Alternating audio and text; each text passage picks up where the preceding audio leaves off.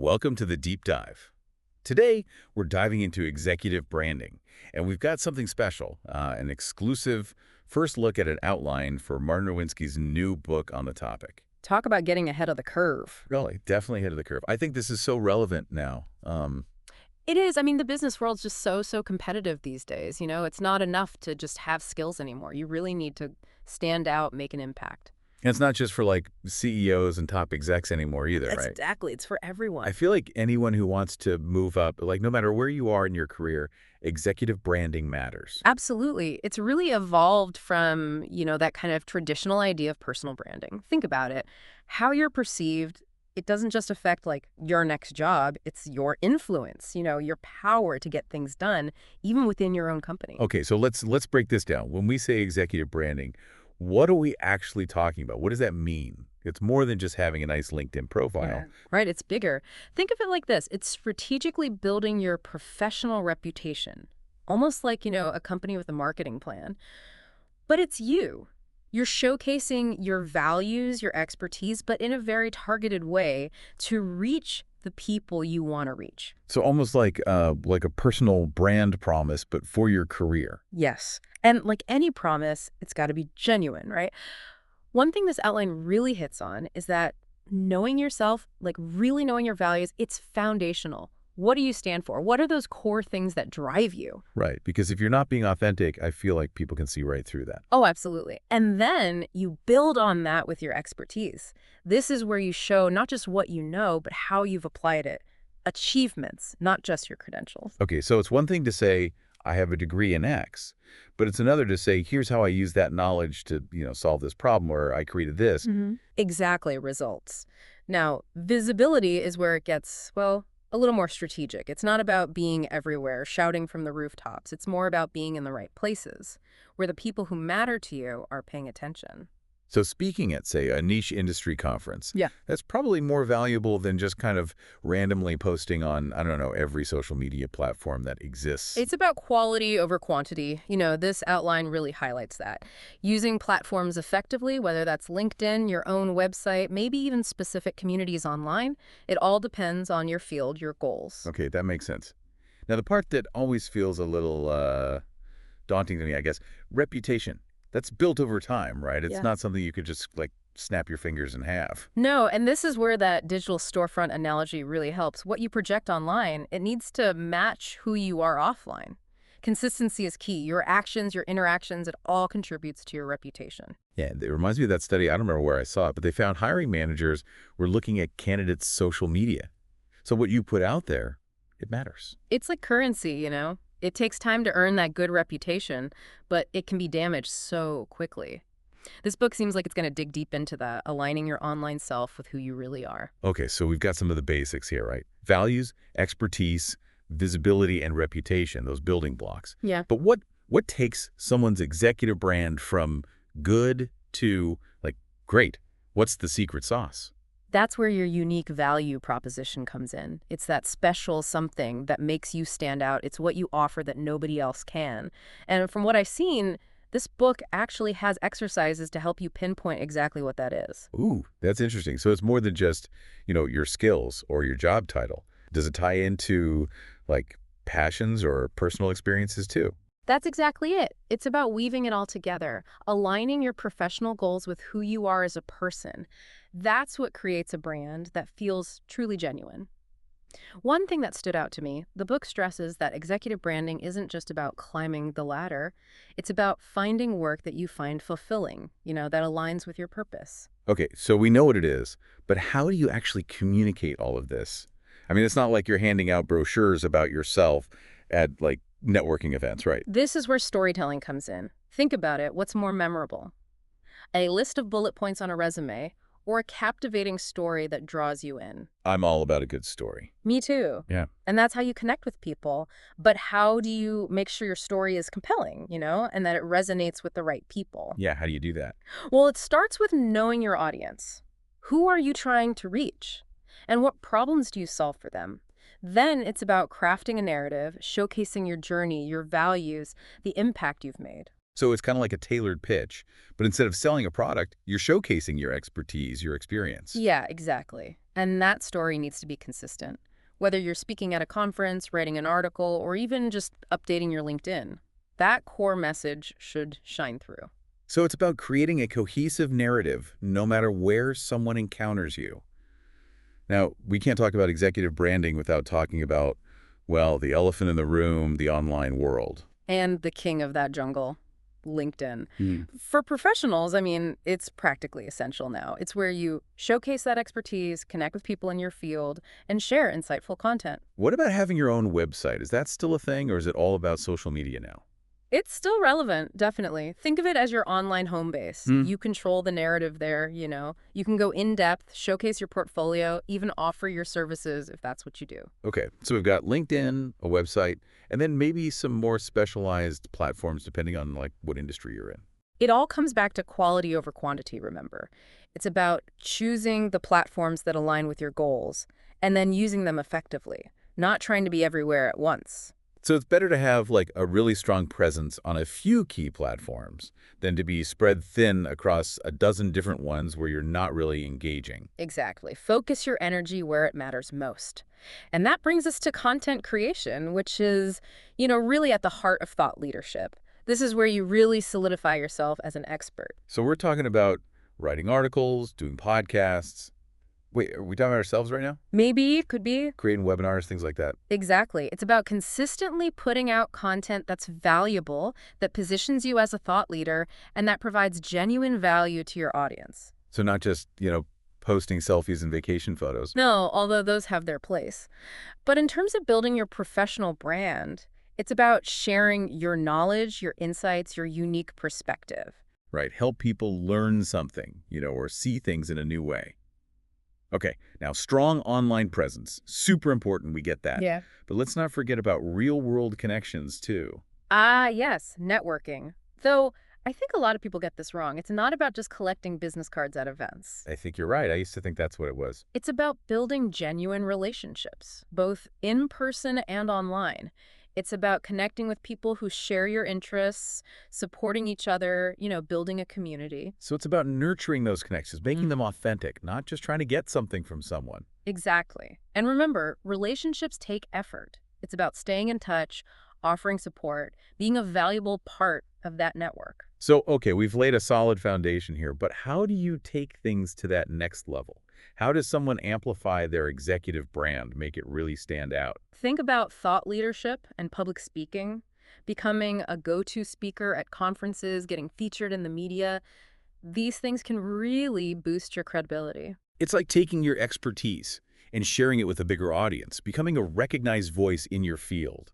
Sort of like, well, what we're trying to do here, but on a much grander scale. Exactly. And from what I've seen, this book actually gives some really good guidance on preparing for those high visibility moments, like how to nail a conference presentation, how to handle media interviews. That's awesome, actually.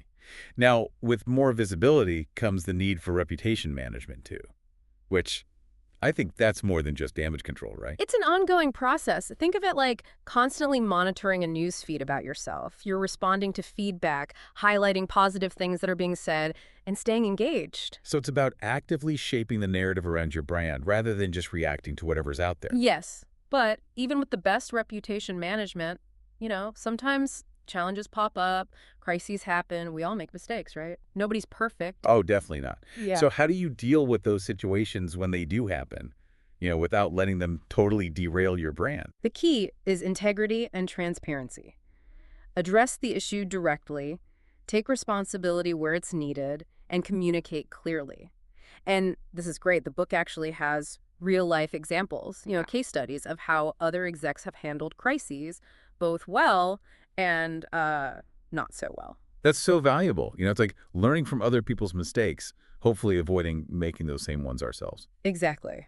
Okay, so let's say you put in all this work to build your executive brand. How do you know if it's actually working? Yeah, how do you measure the results? Is it just a gut feeling, or are there actual metrics you can track? There are definitely metrics, things like brand visibility, how often your name comes up in searches, or how much engagement you're getting on social media, and ultimately how all of this ties back to your career goals. Are you seeing progress there? So it's not just about feeling good about your brand, it's about seeing tangible results and how they're actually impacting your overall goals. Right, and those metrics can help you refine your strategy as you go. Now, another thing that I think is really important here is mentorship. Mentorship, yeah. It's such a buzzword these days, but I do think there's value in it. It's about being a mentor, finding a mentor, or both. I think it's both, actually. Mentoring others is a great way to, showcase your leadership skills, share your expertise, and expand your network. And being mentored, well, you gain those valuable insights. You get connected with experienced people who can guide you. So win-win situation. You're helping others grow while also expanding your own knowledge and network. Exactly. And here's something that I think a lot of people miss: how your executive brand fits within your company's culture. You don't want it to be clashing with your organization's Oh, values. that's a good point. I hadn't really thought about that before.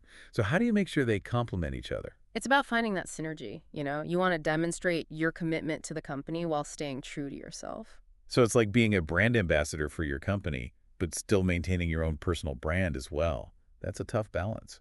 It is, but it's crucial. And this brings us to a really important point: executive branding. It's not a one-time project, it's an ongoing thing. So you're saying it's not like you just set up a website and call it a day. It takes work. You have to stay up to date with what's happening in your industry, adapt to changes, and periodically refresh your brand to reflect how you're growing. It's about staying relevant and evolving as your career does too. But how do you even keep up with everything? The business world is changing so fast. Well, that's where the book's insights on future trends come in. It actually digs into the impact of remote work, AI, and how these things are going to shape the future of work. Sounds like we have a lot to unpack in part two of this deep dive. I'm already curious to hear more about how AI is going to change the executive branding game. Oh, we definitely do. Stay tuned, folks. It's going to get even more interesting. Welcome back to our deep dive on executive branding. Before the break, we were talking about how it's this ongoing process, right? You can't just like set it and forget it. Yeah, exactly. It's all about staying relevant, keeping up with how the business world's changing. And speaking of change, let's jump into some of those future trends that this book outline highlights. You mentioned AI before, and that's a big one, right? It is. It seems like AI is just transforming everything these days. Uh, I'm not sure I fully get how it impacts like executive branding specifically. Think of it this way. AI can be a really powerful tool in your branding toolkit.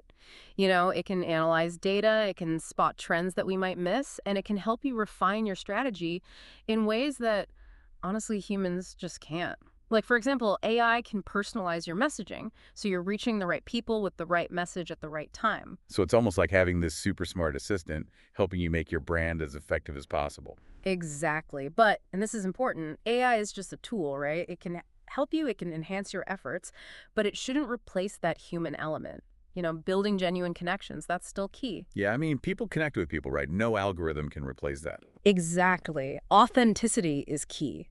And actually, that leads us to another trend: this growing emphasis on vulnerability and being genuine, being real. Oh, this is interesting. So you're saying, like, it's not about trying to project this image of perfection anymore. No, not at all. People are tired of that. They want to see the real you. They want to connect with leaders who are relatable, who are willing to share their stories, even the struggles, the setbacks. Think about it. Who do you trust more? Someone who seems perfect or someone who's honest about their challenges, how they overcame them? Someone who's willing to be a little vulnerable, for sure. Yeah. It makes them seem more human, more approachable. Exactly. Embracing that vulnerability, it actually makes you more trustworthy because it shows you're human, just like everybody else. I like that. Because trying to be perfect all the time, well, that just seems, I don't know, inauthentic. Yeah, and it can backfire because Yeah. nobody's perfect. Okay, so we've got AI, we've got this idea of being more vulnerable, more genuine.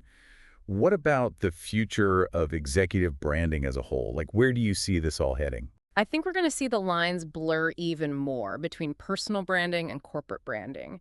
Companies are starting to realize that their leaders' personal brands are assets. They're valuable. It helps attract talent. It builds trust with customers. Because you're saying, like, a company's success is tied to how strong their leaders' personal brands are. Exactly. It's all connected, which means executives need to be even more mindful of how their personal brand aligns with the company's values and messaging. So it's this symbiotic relationship, right? Yeah. The executive's brand helps the company, and the company's brand can boost the executive. Exactly. It's a win-win. And I think we'll see more focus on data, measuring the ROI of executive branding efforts, showing how it actually impacts the bottom line. That makes sense. Companies want to see results. Executive branding should be no different. Right. We'll probably see more sophisticated tools and metrics to help track progress, to show how a strong executive brand translates into, concrete benefits for the company. So it's not just about building the brand, it's about showing how that brand is actually contributing to the company's success. Absolutely. That data-driven approach will be key, I think, for execs to really get buy-in from their organizations, to show that executive branding, it's not just fluffy stuff, it's strategic. Okay, let's shift gears for a minute. What about remote work? I feel like that's been a huge shift, and I wonder how it affects all of this. Yeah, remote work has definitely changed things. How do you build a strong executive brand when you're not, you know, physically present in the office every day? Your online presence becomes even more important. You have to be visible on the platforms where your audience is, engaging with them, sharing your expertise, attending those virtual industry events, webinars, online communities. So it's not just about being there, it's about actively participating, building those relationships virtually. Right. You want to show that you can lead and collaborate effectively, even remotely.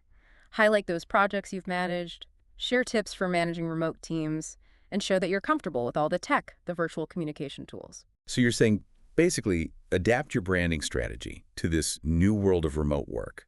Show that you can not just survive, but thrive in a virtual setting.